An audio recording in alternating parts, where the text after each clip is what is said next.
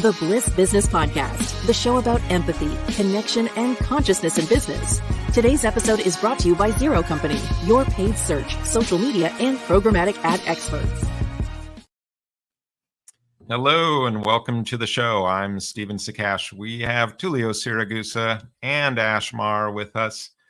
So in the advertising and marketing space, which we're in, the annual turnover rate is somewhere in the range of 18 to 30%, depending on the source. It's very high. The US average annual turnover rate is in that 11 to 13%. We as a company are only at 3% over the past 5 years.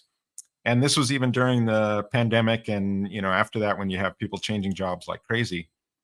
And in some roles in our company, it's really hard to get a job with. We just don't have a lot of openings because of that low turnover rate. There's a lot we get right. And one of the more challenging areas, though, is we have a hybrid workplace. Some jobs are fully remote, but at our headquarters, we are hybrid. There's certainly a huge benefit for our employees, but it does pose some challenges and is very much a work in progress for us. So in this episode, we're going to talk about coffee, cats, and conference calls, or rather, the challenge of connecting in the remote and hybrid workplace. But before we dive in, Tullio, have the Orange Cheetahs recovered from their last-minute devastating loss to the Pink Cupcakes? How did they do this weekend? Oh, don't get me started. What happened this weekend? The City of Fish in Laguna Niguel double booked the field because we weren't playing on grass field because it was very wet. So the turf field got double booked. And so 12 teams got booted over 2 teams that was their home turf.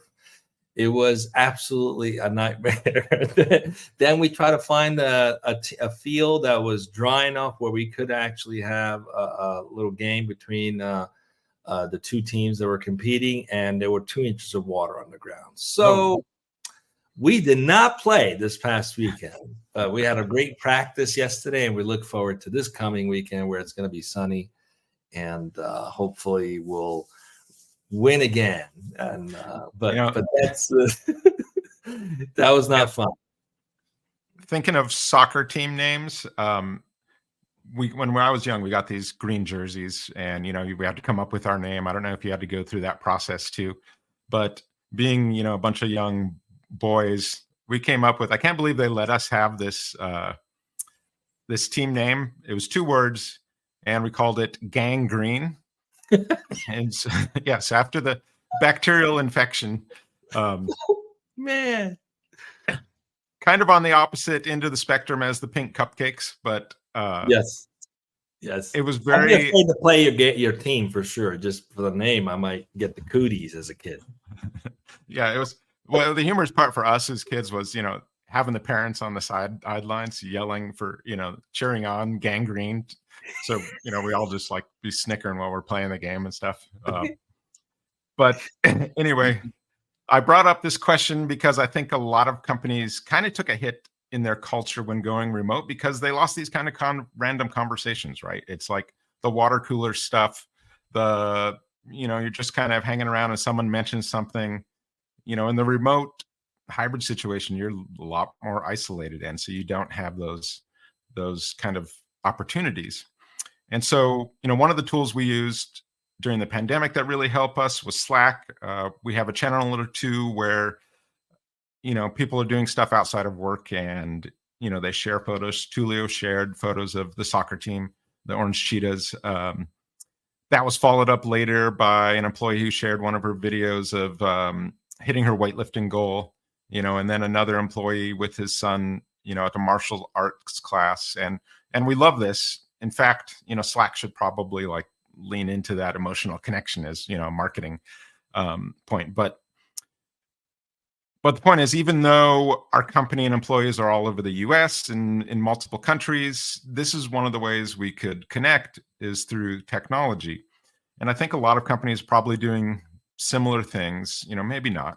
Slack themselves, they have hundreds of channels for social and interest channels that they have internally just to kind of bring out some of that culture. But if you're going remote, or staying remote or hybrid, or, you really have to think about these little areas of connection that you miss now by not being in the office to participate in something as simple as those water cooler type of conversations. Ash, so there are challenges. Is the jury still out on the effectiveness of remote and hybrid work culture? What's the data say? Steve, on the benefits of increased flexibility and productivity, a study by Boston Consulting Group found that 75% of employees working remotely during the pandemic maintained or improved their productivity on individual tasks, with 51% reporting increased productivity on collaborative tasks. Furthermore, that's pretty amazing. Those 75% of people maintained or improved productivity. Like, I know for me, I definitely felt that. And for me, probably it was because I get pulled in a lot of directions at the office. So, multitasking is just very inefficient. So I think when I'm at home, you can just lock in on one thing at a time. So I definitely felt that productivity increase. Continue on. Oh, no, of course. For more stats, that significant 58% of workers have the options to work remotely today, with 35% able to do so full time. So knowing that's the case, this flexibility is popular, as 87% of those offer remote work take that opportunity, with many reporting increased productivity. So furthermore, about 62% of workers today feel more productive when working remotely. Interesting. I think so. It sounds like there's definitely this, we've been able to work through it. We've been able to have the tools to be productive. It's not just, where people are going home and they're sitting by the pool, maybe they are, but maybe something are. So what are some of the challenges you guys see in that remote hybrid, work environment for building that sort of feel good factory? Tullio, what comes to mind for you as far as the challenges? As you were reading those stats, I couldn't help to think the quickest way to figure out who's productive and who isn't, just move the whole team remote for a couple of weeks, and then do a survey of who, their productivity, and the 25% that's less productive is likely the 25% that's in the office not doing their work anyway. So, and that's the whole point. People are going to behave based on who they are, whether they're in the office or remote or hybrid. So it really speaks to, did you hire the right people, and are they on board with the mission of the company? Are they bought into the vision of the company? Do they want to be there as part of the vision? And that also speaks to, in my experience, the culture of the organization. I find that organizations that are less empathetic, typically more command and control, struggle more with remote or even hybrid environments, simply because those leaders aren't equipped to lead in an environment where they have to trust people to actually be grown adults who can get their job done.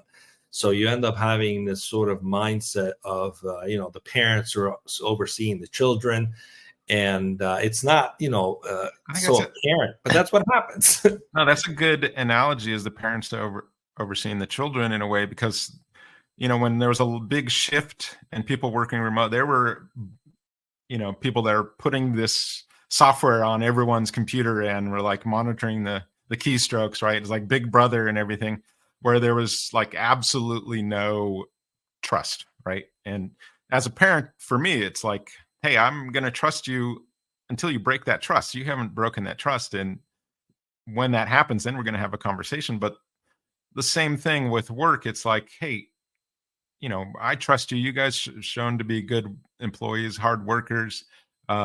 If suddenly the work isn't getting done, at a rate that, everyone else is able to, sometimes that's just going to come to your attention. Or even if you're working in a team environment, the team's going to be going, hey, this person isn't quite pulling their weight, and we're having to jump in and do this and that for them. So the team will sometimes self-regulate even that kind of situation. So I just remember some of those software, that people were throwing on computers just immediately when they went to the remote kind of workplace.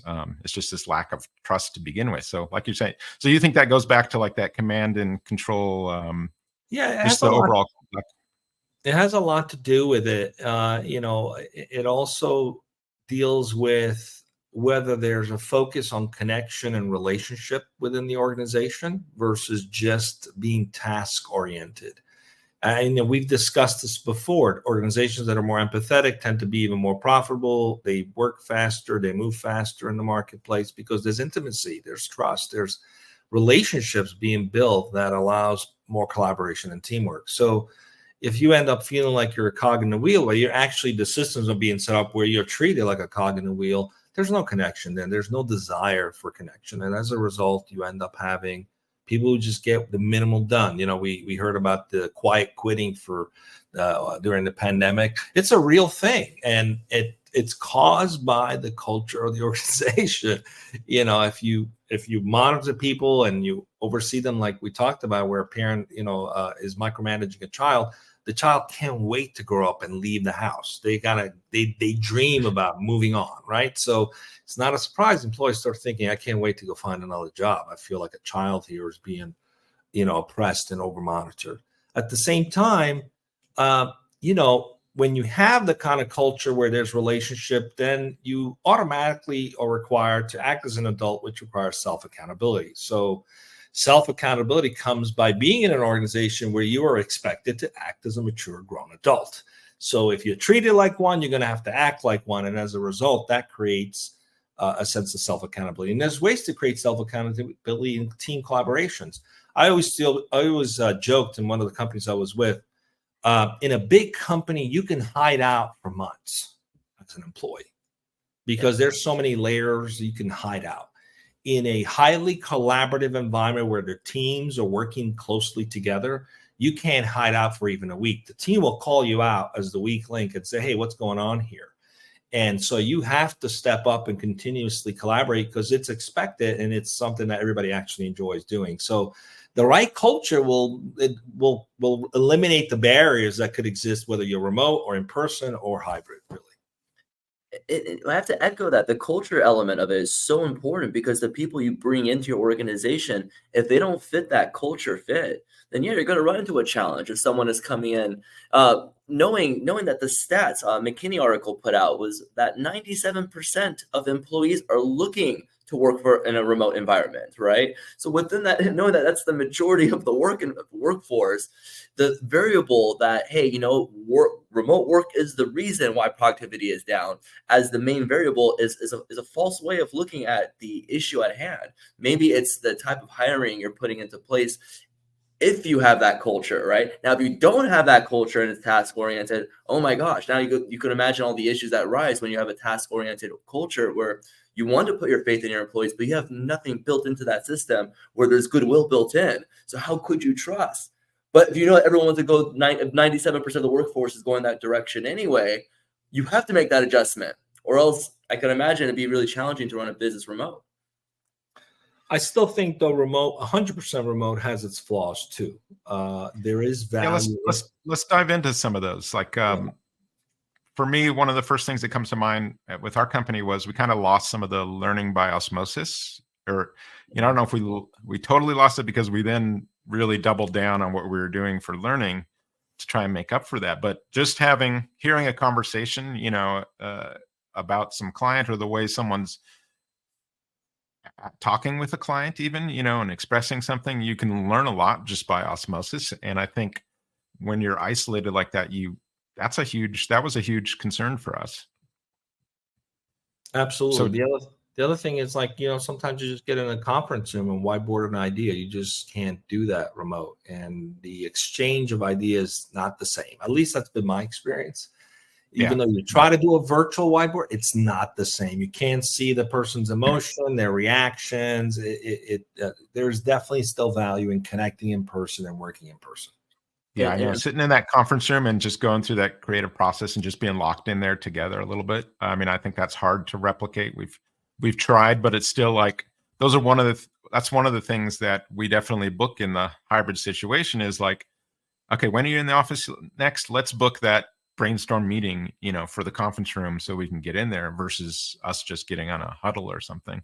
Ash, what were you about to say? Oh, yeah. I was just going to add to that as well. It's interesting that about 45% of workers believe that if they're not working in person, that they're actually affecting their career advancement. That if they opt into only remote work, that they're not able to actually grow in their careers. And I think that plays that part where you imagine that you have to be there in person to be able to collaborate on ideas, be able to see someone's emotions, see their soft skills in person. And they genuinely have a fear that by opting into a career that is remote, that they're actually holding themselves back if they are someone that's goal-oriented and trying to grow within their careers within a certain span of time. They feel that could be an impediment. Another issue too is socialization, as you guys had mentioned, the mental health issues of not being able to have that face-to-face interaction with people. People feel like that's hurting them in the long run in terms of how they feel about their work. I definitely feel like one of the employees we lost, where they were in a role where it was this sort of a repetitive, demanding situation, and it's kind of a research role, but it was just doing a lot of this research over and over again. And I think had they been in the office, there would have been more job satisfaction because, they would have been around people and, had more variety in the day, be able to mix things up. But yeah, and that definitely for us was a learning moment. It was like, okay, yeah, we really need to think about that. The isolation issue that you can have for just, doing something for hours straight, 3 or 4 hours. Yeah, maybe you've got family, but maybe you don't have family or anyone around, right? A lot of people don't. So thinking about that mental health side of things, the isolation, we're definitely very much learned from just that one experience. Like, okay, we got to get better at that. Even in supporting employees, I mean, one of the practices that I've adopted over the years is if someone needed a correction or quote unquote a talking to, right? I actually would go for a walk. We'd go for a long walk and just have a very casual conversation, the way friends would talk. And it would eliminate so many barriers and fears and having to have this awkward face-to-face kind of a thing. Most of some of the most amazing connections and progress happened that way because it was casual and it felt like two friends just talking. And so you can't do that remote. So I personally really love that aspect as a leader to be able to just let's go for a walk.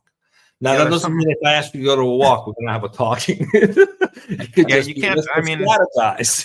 And it's really hard sometimes for people to tell the tone of an email or a Slack comment, right? You try to add an emoji or something like that, but sometimes you forget. And your tone, might just be perfectly benign, but someone else might take it as, wow, that sounded, a little brusque. So I think you do lose some of that. And actually, I've known people where I've met them in person, where we've got like a interest and we're on a message board together and, a whole bunch of us get together and, oh, really nice people. And then you get back on the message boards and suddenly they're just really short-tempered and things like that. And you're kind of going, what's going on? Why is there this two different personalities that some people have? Because those filters are kind of, removed from the situation. You aren't face-to-face. You aren't being a person. You aren't having connection as a goal in those situations. So yeah, I definitely think, like you said, just going on that walk and talking with someone face-to-face, even just in our office, even just going on that walk during break time. We have employees who, hey, I'm about to go on a walk, do a little lap around, we're on an island in a marina. I mean, it doesn't get any nicer. Yeah, it doesn't get much better than that. I mean, that definitely, that certainly plays into the 3%, turnover rate. But for sure, it's like, yeah, hey, I'm going to go on a walk, and two of you are just going on a walk talking about something, or 3 or 4. So having those, or even just a lunch break, right? You can't do the lunch break so easily remotely. We do have things like, a lunch and learn where we'll all get together. But you can't just randomly, hey, I'm going to go pick something up. You want to go with me? Or want to, where you guys are going to be talking about stuff outside of work. In our case, we could even say, I'm going for a swim. Anybody want to join to go for a swim? That's been done. Exactly. And I will say another challenge that arises, and this was actually an article on Job Together that put this together. Because I felt like this was an issue for me, but it turns out a lot of individuals in their careers have this problem, and it's just work-life balance. the lines get blurred between personal and professional life, and that can become challenging. So when you're working remotely, if you don't have that person that come up and say, hey, let's go for a walk, or hey, let's take a 15-minute break, sometimes you might just catch yourself working all day, right? Or maybe you're not as disciplined with the system that you have together. You're following your own system. Next thing you know, a job that could take 4 or 5 hours to finish work, you're working all hours because you just don't have that in place. But that work-life balance becomes an issue because the lines get blurred up. You end up morphing your personal life with your work life, and it all becomes one. You're always working, you're always living your regular life, and then where's the break come into that place unless you're able to have that awareness to catch it. So I think that's another big challenge. I know I've run into that. I had a friend who was working and remotely. It's actually hybrid. But when she was at home, she would just get peppered at all hours with stuff all the time. And it's like, it started, impacting family, right? It's just like, oh, I've got to stop for, whatever we're in the middle of, because I need to get this done. And, you do that 4 or 5 times a night, and it's just suddenly there's no work-life balance at all. And everyone's feeling it at home. So you definitely, that's the remote working environment can kind of invade that space in a way that it hasn't previously, that you do have to be cautious about. Any other concerns or problems before? I want to talk about some solutions, but any other points you guys want to make before we jump into that? Then let's go into solution. Let's go into some solutions. What comes to mind for you as far as trying to improve that culture? For me, one of the things is just like the scheduled group activities, right? For sure, is whether that's a video conference where we're all able to get together for learning something. I think that's a big part of that, or just even a staff meeting, but where we're all getting together, so you can see people and you're not as isolated. That's harder for sure in bigger companies, but in bigger companies, you also aren't interacting with, everybody there either, but you do have your team interactions. So I think more of those group activities is kind of important to make sure you're scheduling those, even if they aren't like just a typical business meeting. It's just something, hey, we're all going to get together. And it could be something social, or it could be a learning type of thing. What do you guys think as far as solutions? I think it's important to be flexible and to engage with the team to see the preferences, right? If someone is okay with mostly working remote, but wants to connect on a weekly basis or bi-weekly basis, then facilitate that. It really comes down to understanding each of the individual's needs. You can also do Zoom calls if you're working remote where it's not business related. You can mimic the water cooler chat. You can mimic the coffee break. You can mimic the after hours happy hour. I've seen all those things. So if it's something that matters to the participants, but I think it just comes down to talking about it. Some of the ways that companies could do that is to actually have like a culture committee. We're actually putting one together ourselves, right? To talk about, understanding their preferences and coming up with programs that feed the need of everyone involved. It really just becomes a matter of having awareness and taking action on it. Leaving it to osmosis is probably not the best way to go about it. Yeah, I remember during the pandemic, we did have like the happy hour, the end of the week kind of happy hour thing, which was really great. And we'd get in there and we'd have certain topics to discuss, or we'd share a screen about childhood homes or something like that, where you could, someone could end up telling a story, and we found ways to connect on a deeper level when we were all, this is the first few, I'd say, months of the pandemic, right? Where we're all very isolated, certainly more so than your regular hybrid, or remote work situation. Ash, what comes to mind for you on solutions? Yeah. No, for sure. For me, because a lot of things were already said, but I think a big one is embracing technology. I think there's always that pushback. Well, I'd rather meet that person in person, and they'll list all of the reasons why.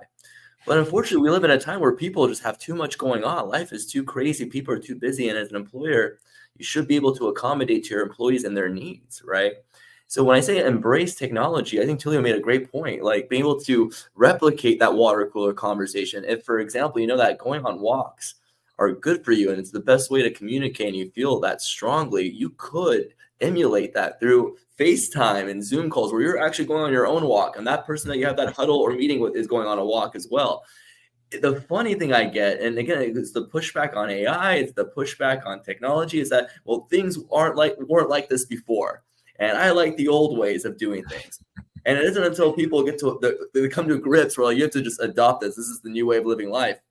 Once you come and embrace it, then all these things can be emulated and scaled, right? Because now you can do it from anywhere. Right now, you're no longer held back or filtered to your local staff. If you need to hire an employee, you could find that person in Florida, Virginia, overseas, and so on. And you could still have these type of conversations if you're willing to embrace technology and its effects on today's society. You know, use it for good, not for evil. In the case of evil, don't use it to kill your productivity. Use it to boost your productivity in that sense. And I think I when you're talking about that, what it reminded me of was kind of before going remote, you know, we were an all-in office working there at our headquarters. And we'd be on the phone a lot. It would just be constant phone calls. No one had the skills yet of, you know, it was awkward, uncomfortable going on a video conference. And then everyone learned those skills. We were all forced into it. And so now those client meetings, they're all, you know, like this, where we're all talking together sort of face to face. If you're watching on the screen, where you do get that FaceTime, and where we had to, in order to do that before, we had to do a lot of traveling, you know, and we would do, you know, cross country trip, meet them. So that part went away. We do a lot less of that. We still do it, but we get a lot more FaceTime, a lot more connection time, I think, you know, this way. So it's like, we've all sort of embraced that technology, and a lot of us has put aside other technology during that same time. Another thing, when you're saying embrace technology, I think of something we were very good at prior to the pandemic was video recording training, because we did have some remote staff, and it's like I could type up an email and instructions, but I'd rather show you, you know, here's my shared screen. I'm recording this. I'm just going to walk you through a process. We're going to put it in the library. And, you know, if someone else needs to see that too, they can. So we have this massive library of just video recordings. We had that all set up prior, but I think that was just a way we knew how to deal with that remote situation, because you couldn't be over someone's shoulder in that training environment. So you had to figure out a way around it. I also think it's important to build budgets into travel for people that are remote. If you're going to have them come to headquarters on a consistent basis, if you possibly get multiple offices, you can map out remote workers based on the local office and have some events to make them feel included. And I remember, for example, visiting different offices, and they felt really supportive. If you're a leader, for example, make it a point to go visit different offices. People will feel supported in a way that you can't do on a video conference call. They want to see you in person. They want to shake your hand. And if there's a lot of folks that are, even, for example, in a different state where they're all working remotely, then pick a place where you can meet for a couple of days to get together and connect.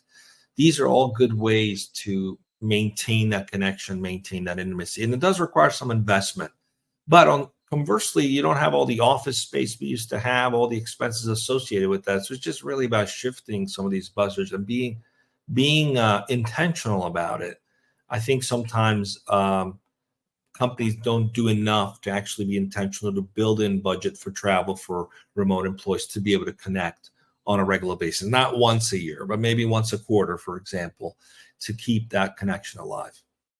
Yeah, last year, I remember, because we had that goal of connection, we did do kind of a bigger event where we flew people in and we rented this big place on the beach, you know, for a week, and people could come in, spend the night and hang out. And we've even had, you know, a work session or two from there as well. But the purpose of that was it was bringing everyone together for FaceTime. Bring your families too.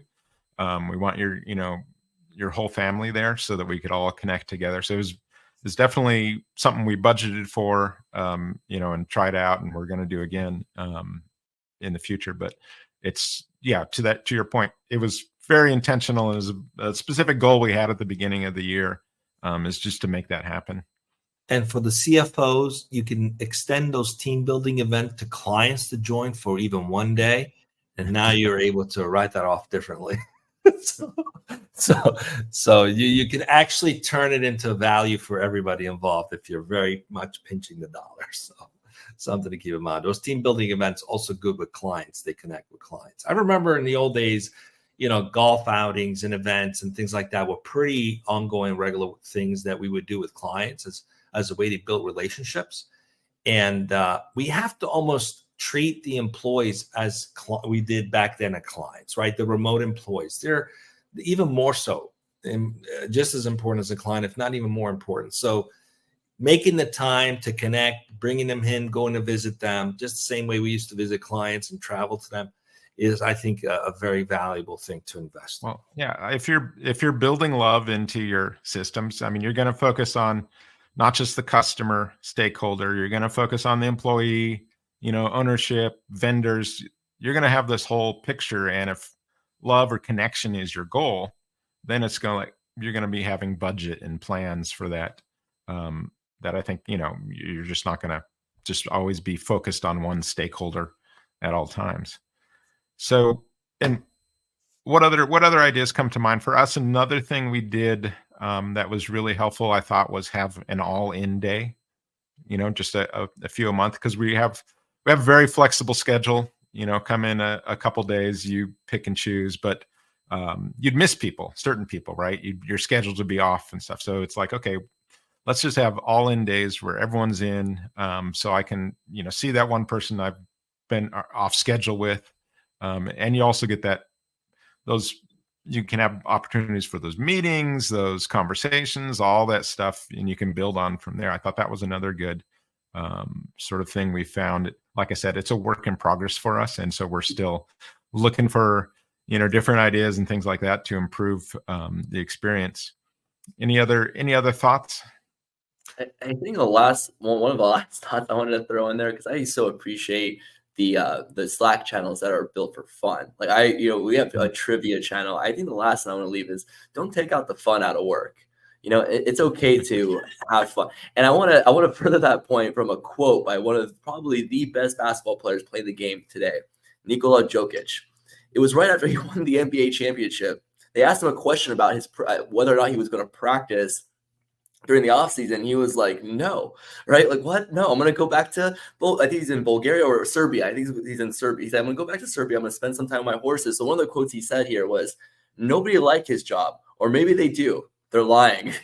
And this is the best basketball player playing for a team that just won the championship. You have to imagine how that looked like on a Nike t-shirt, So for someone who's one of the best in the game, he embraces his passions, his life. And it's amazing. The NBA, the Denver Nuggets, they accommodate to Jokic, and the results are there. The results speak for themselves, right? So whatever people's passions are, if you could discover what they are, having those Slack channels and allowing your team to embrace fun and joy in their environment, I think that just opens up room for greater collaboration and personability internally.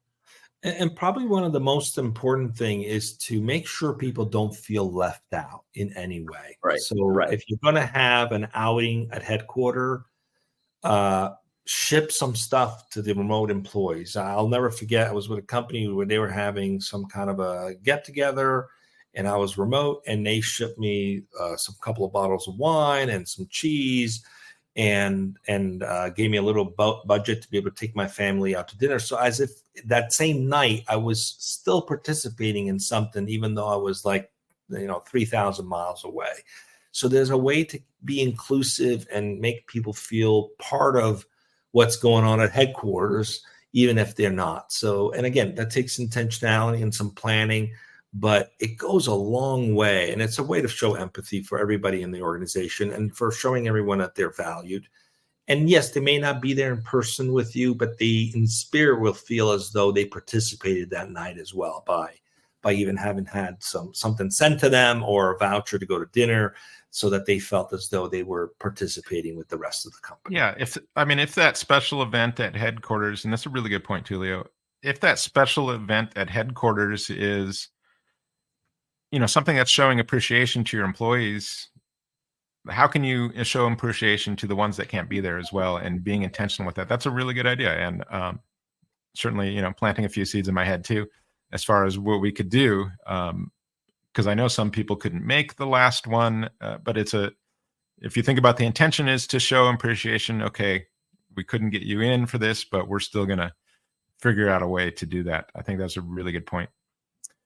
So before we wrap up, guys, what about some of those awkward moments, the Zoom meeting, remote working, awkward things that have happened to you guys, or to, one of the things from me, what I really appreciated about being able to work remote was that I could go up to Seattle where my son was working and just set up over there and work out of there for 3 months. And it was great because we could go camping or hiking on the weekend, or in an evening after work, we could go out and do something. But he had this scoundrelly cat that I loved to death, but was such a scoundrel. And I'd be in like one of those Zoom meetings with just a whole bunch of people, and my turn to talking, and I see this little paw coming up from behind the screen, reaching around the desk looking for stuff, and it's pulling stuff off, doing it. I'm trying to concentrate, and so then I'm like, all right, next time I gotta close the door. Of course, we had the handles where the cat could just open the door and come in. So I'm like, oh, now what am I going to do now? So I've got to have like a couple layers and locking the doors, because if the cat was outside the door, all you'd hear would be this just boom, boom, as it's trying to get the unlocked handle. So it certainly got awkward. What I love though is that people have provided each other with more grace now, which is, you've got life happening around you while you're remote working, and suddenly you're just given more grace to have these things, and people even enjoy some of that. What about you guys? What comes to mind as far as that remote working awkwardness? Well, two things. One is one time, this happened more than one time, the kids were playing with the dog downstairs, and the dog's just barking insensibly, like nonstop. And I was like, I can't even focus. It was just loud, no matter how many doors I closed. So I muted myself, and I was like, Roxy, stop it. Roxy's the name of the dog. And Roxy stopped, because when she hears daddy say, stop it, she stops. So, but probably the cutest, most awkward is I was in the middle of a presentation, and my little one sneaks a little kiss on me, and everybody's like, we saw that. So, but that it just made it more human and fun, I think. But 20 years ago, that would have been like a no kind of thing, right? So to your point, it is nice that we're become a little bit more human about these things as well, because life is happening all the time. Yeah, these stuffed suit command and control like 20 years ago to be like, Tullio, come to my office. We got to discuss what's going on. Yeah, you would have gotten a slapping for that. Ash, what about you? Mine's a similar story with my puppy Jude I got in Christmas. So I had met this dog one time before I decided I was going to bring him home. But I had left him there with the purpose of picking him up on my own. Well, I received a surprise phone call the day before the puppy was coming to visit me. It was my father saying, I'm coming to LA and I'm going to bring Jude with me. He was supposed to arrive an hour before a meeting I had scheduled. He did not. He arrived 5 minutes before that meeting. So you have to imagine, I have a puppy who barely knows who I am, has no idea where she's at, not potty trained, no idea what's going on my lap, right for. So yeah, it was that awkward, conversation with me trying to act cool, like everything's normal, but the clients could clearly hear there's a lot going on, and I'm like anxious as can be. So they're like, Ash, what's happening in your house right now? At some point, I had to be human. Be like, all right, guys, well, this is the culprit right here. It's this guy, Yeah, what are you supposed to do in that moment? Right? But I have to agree that we're now living in a time where people are becoming more empathetic towards each other. So things like this happening, you having kids and life happening the way it is, I've noticed that level. And it's great when you're able to show humanity with that person, that you have that connection with them as well. Because bring up that puppy and say, okay, this is the culprit. I just saw the rapport in my conversation was so much stronger. It was like humans talking to humans, not client talking to a vendor, So, but yeah, that was my awkward experience. Yeah, it's moving past those typical conversations and just a little window into your life, and you're building a little deeper connection. And I love that we've added a little more grace in this particular area. I will say there's a funny video on the internet, hilarious, and it's very simple. It's this kid, he's dancing right before his Zoom call, and then he goes right into the Zoom call, super boring, and asks about the weather. That is what's happening in Zoom or in virtual work in a nutshell, right? It's like there's so much going on, but then we have to sit here and have these really boring conversations that no one wants to have. So boring that they made a meme out of it. So just be aware. When you want to ask them about the weather, just know that's a very common question. No one cares what's going on and wherever you're at, try to have a human conversation. I think my favorite commercial, I think it was a commercial, was where there's this guy sitting in a Zoom call. He's got a suit on the top and he's wearing shorts underneath. Oh, yeah. And he's being interviewed or something, and then all of a sudden someone comes in and he goes to deal with it, and you can see he's wearing shorts, and he's like embarrassed that he's wearing shorts, and then the boss or whoever was interviewing gets up and he's got shorts too. So it was like a nice way of saying, hey man, we're all just wearing a shirt and tie on the top and wearing shorts underneath.